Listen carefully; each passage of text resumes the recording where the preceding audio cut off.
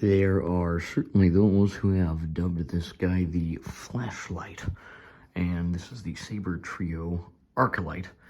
This happens to be the Dark Edition, and it's got a silver CoverTech wheel, as well as a silver button. I got two of these for a project I'm working on with some of the students I work with. We are going to be filming a Star Wars short film, and it's all being written, directed, acted, location scouted, etc. By the kiddos. And I wanted to take us a level up from using, $10 Amazon plastic sabers. And so I found these, and they have blades and everything. This does not have a blade in at the moment. If you want to see a little bit about this guy with the blade specifically, I did a demonstration of the sound fonts that come with a Sabertrio.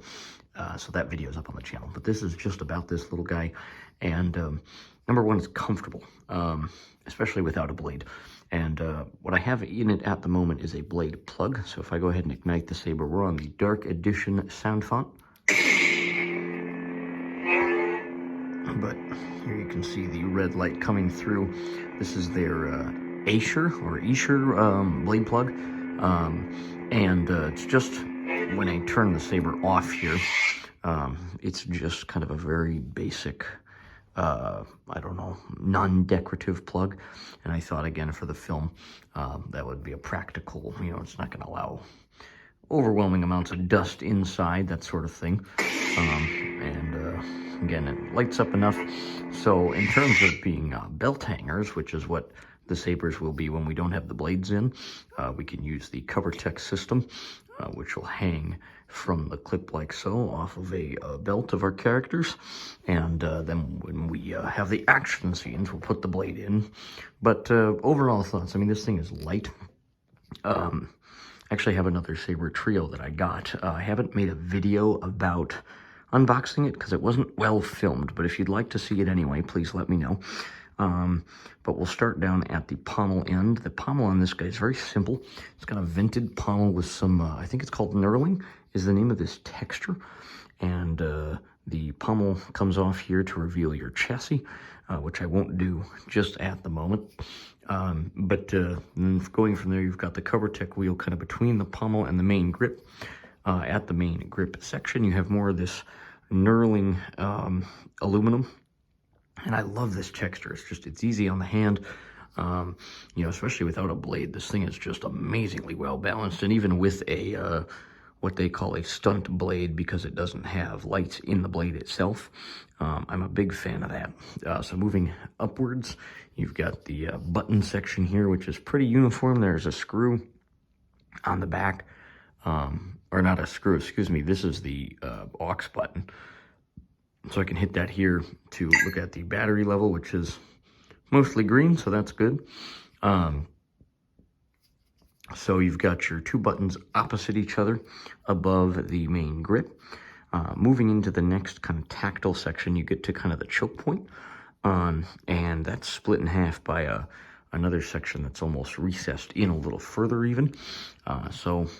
Feels good in the hand here. I'm not handy at all with spinning or flow arts or any of that.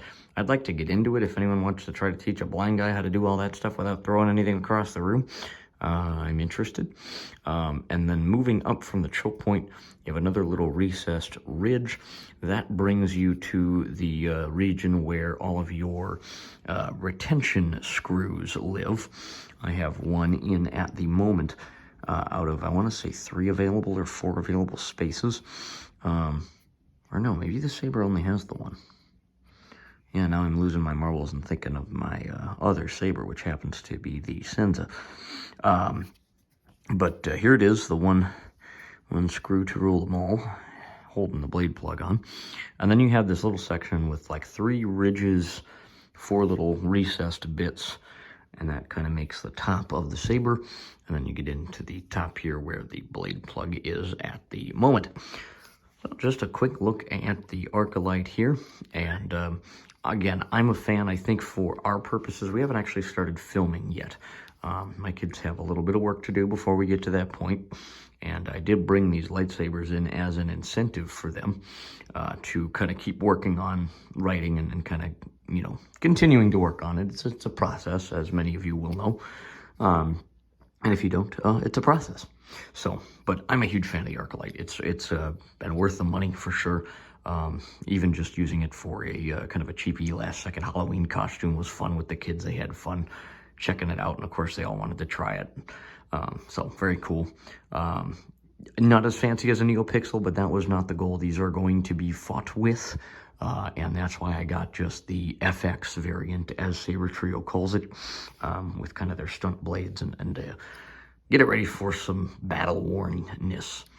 Last point, sound. I mean, Sabertrio is unrivaled here. Most of you will probably know that. And again, if you want to see sound font demos specifically, I have a video for that up on the channel as well.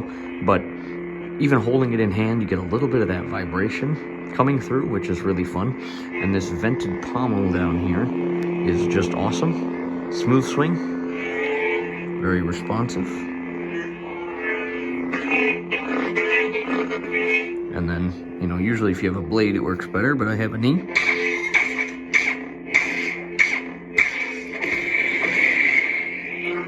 So, fun stuff there. And again, a little look at the Arclyte. If you have any questions specifically about this saber or anything else, please don't hesitate to let me know, and do my best to answer if I can.